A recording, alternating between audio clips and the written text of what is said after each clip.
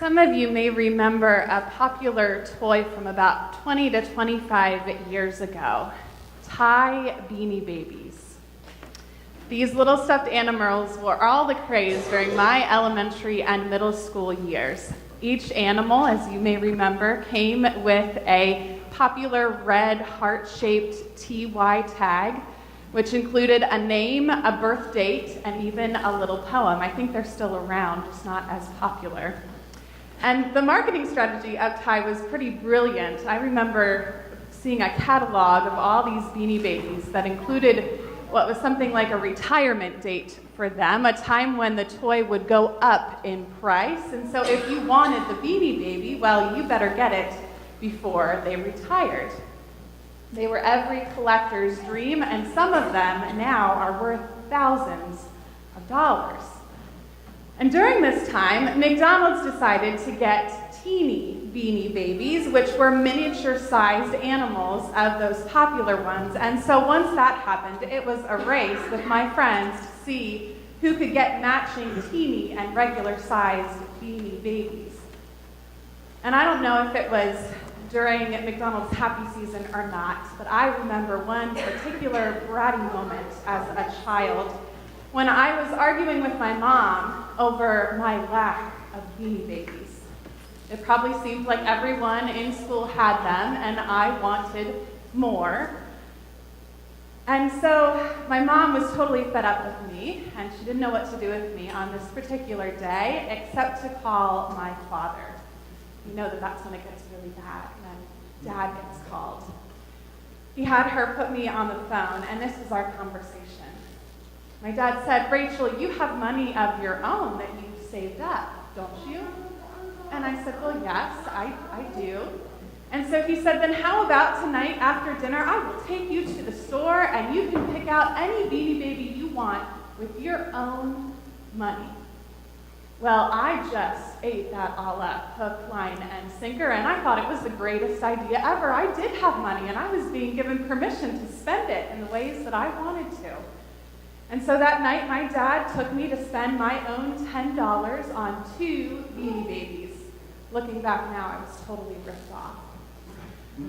But I acquired quite a few Beanie Babies in that season of my life, from McDonald's, from birthday parties and Christmases. Some of them were given away as gifts to kids during my or my parents' travels, but most of them are still sitting in a little baby doll crib at my parents' house, taking up way too much space than what they are worthy for. How many of you have things like that in your own home? Those things that are just taking up wasted space. How many of you may be embarrassed for others to go into those deep corners of your basement or high up into your garage to find those things that you have kept way longer than necessary? I see some smiles and chuckles and nods, so we're all on the same page here. How many of you have those collections that are because, one day these are going to be worth a lot of money? But sometimes I wonder, when will that one day be? We're coming now toward the end of our series, Be the Change. And for over a month now, we've been talking about that holy discontent that we all have in our lives, and the ways that we can be disciples of Jesus and forces of change in our community. So each week, we've talked about one of 5 practices that guide us to follow Jesus and create change. You see them up on the screen: being in prayer, being present, being in service, being a witness, and today we're talking about being generous. More specifically, financial generosity. Now, money can be so very difficult to talk about. Sometimes it's avoided in church. As preachers, we don't want to feel like we're prying too much into someone's personal life. We don't want others to feel like all we ever do is ask for money, which makes it even more difficult to preach about this as someone who's only been with you for 3 months. But I personally believe that money can and should be talked about in church. Did you know that the Bible has more than 2,000 references on the subject of money and possessions. Just like the other 4 practices that we've been discussing, financial generosity has so much to do with our relationship to the church and with our relationship to God. And the 2 short verses that we read from the Psalms really give us a good foundation when it comes to talking about generosity. Everything we have is God's, first and foremost. We read in Genesis 2 how God created humans. God entrusted them when God created them to care for the world and what God created. James Harnish, who's the author of the study that we're doing as part of this series, created 3 biblical principles that come out of this foundation. The first principle is that God created everything. And then the second principle is that God owns everything as the creator. And the third is then, as disciples of Jesus, we are not owners of our possessions, but we are trustees of the things that belong to God. And so if God created everything, then God is the owner of everything, and God has entrusted us with resources to meet our needs and enable us to participate in God's work in the world. So perhaps the best question that we can ask ourselves when we talk about financial generosity is this: who is controlling your money? Are you controlling your money? Or is God controlling your money? You see, when we are controlling our money, I think it can be so easy to do the things that Jesus warns against in his sermon that we read today from Matthew's Gospel. When we control our money, it's so easy for us to give in a showy way, flaunting how much money we have and giving in a way that everyone knows about it instead of humbling ourselves and giving because we know that's how God wants the resources that God has given us to be used best. And when we are controlling our money, it can also be easy to store up treasures. It can be easy to store up things like Beanie Babies and the latest collector's item. Right after Jesus talks about not storing up treasures, he talks about the eye being the lamp of the body, which may seem sort of out of place or random. But for the first century listeners of Jesus, it wasn't so far-fetched, because back then the eye was thought to be the place through which light came from the heart. Therefore, the eye revealed a person's well-being. An unhealthy or evil eye reflected then the heart's desire. And so Jesus is saying that when we start to seek after our own desires first, instead of what God desires, then it becomes pretty easy for us to only seek what we desire. But we cannot serve both God and wealth. The high concern that we have for the things that we own conflicts with God's plan for us and for creation. John Wesley, that's one of the founders of Methodism, had some very strong opinions about money. His sermons on money are very challenging, but he modeled a very methodical way of life that meant living a cleaner, a better educated, and a more disciplined life. And so when the first Methodists started living this way, they began to accumulate more and more wealth. And so they would wear fine clothing and they would build attractive preaching houses.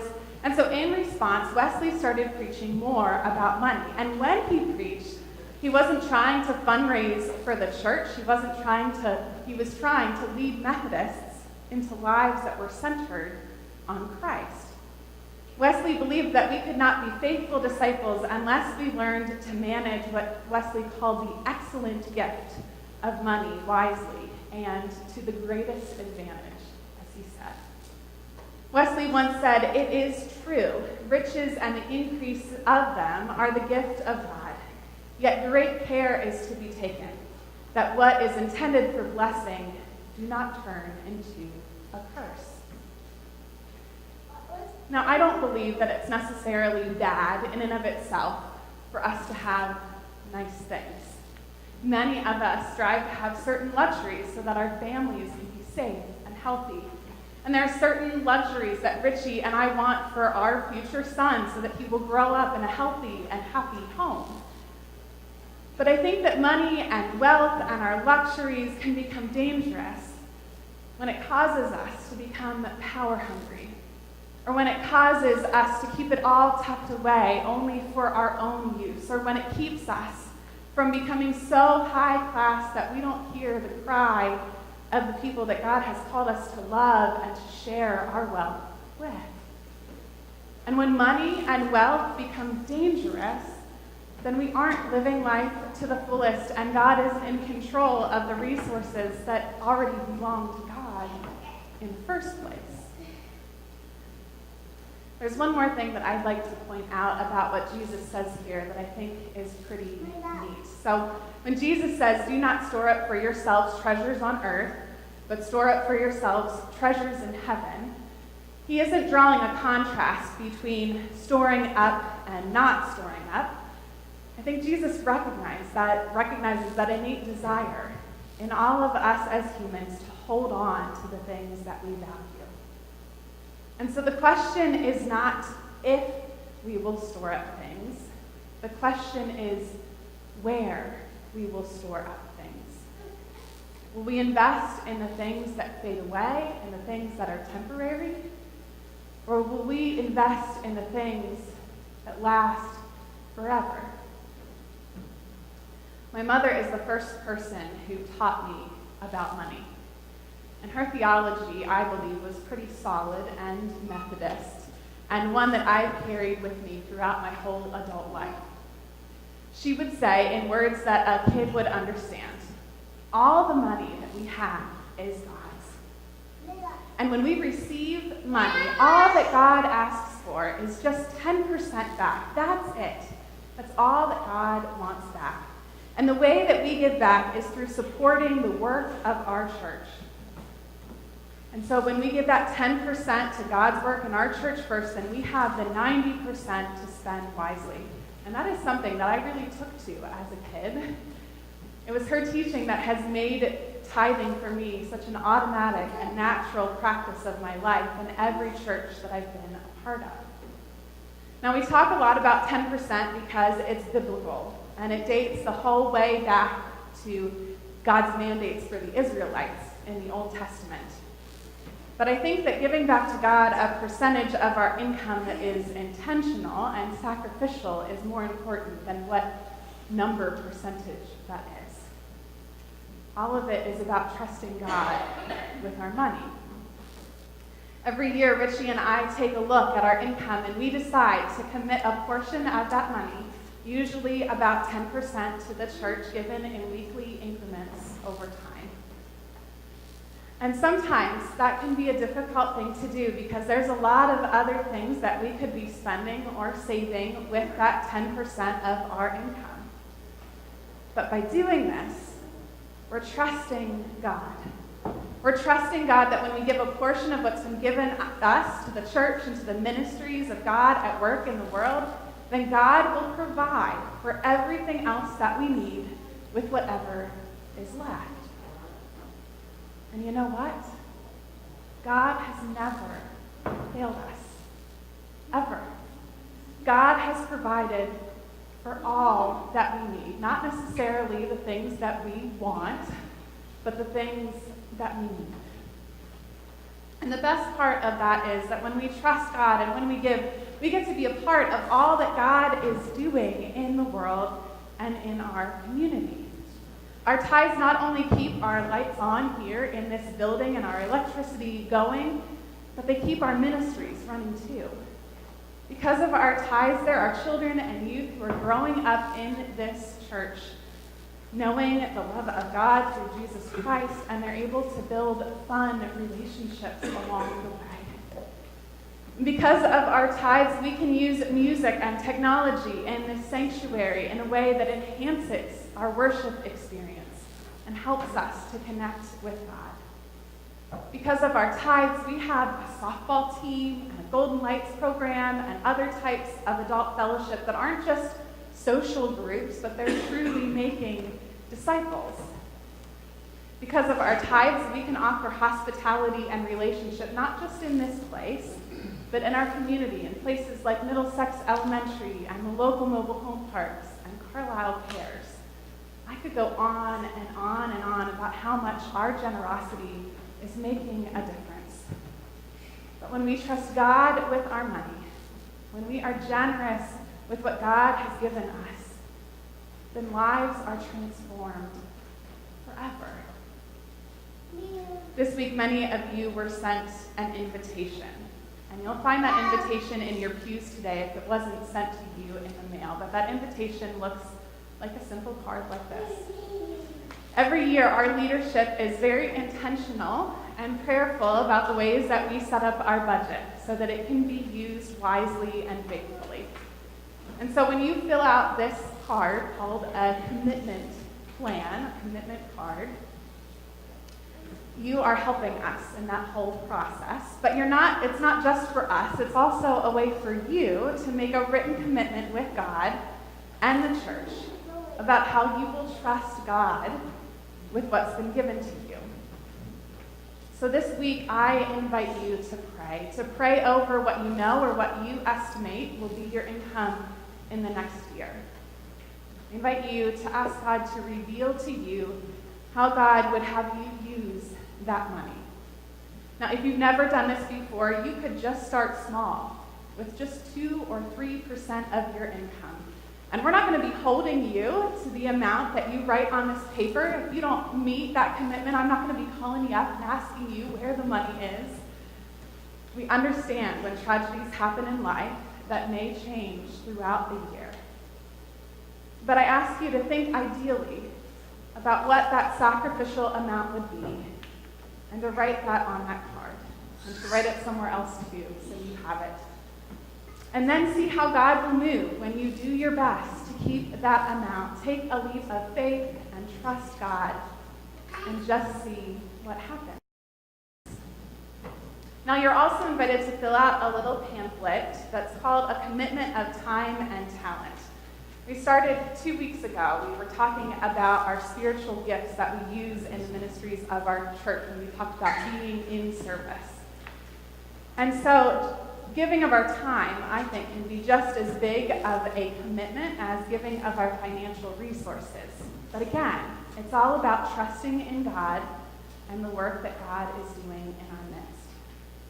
So we are inviting you to fill out both of these things, and then to bring them with you next week for our Commitment Sunday, a day when we will celebrate all that God has done, all that God is doing, and all that God will do in our midst, when we give of ourselves to the wonderful ministries happening at Muncie and in our community. Friends, all that we have is a gift from God. And when we give God control of what first belongs to God, all of us can experience fullness of life. May that be so. Amen.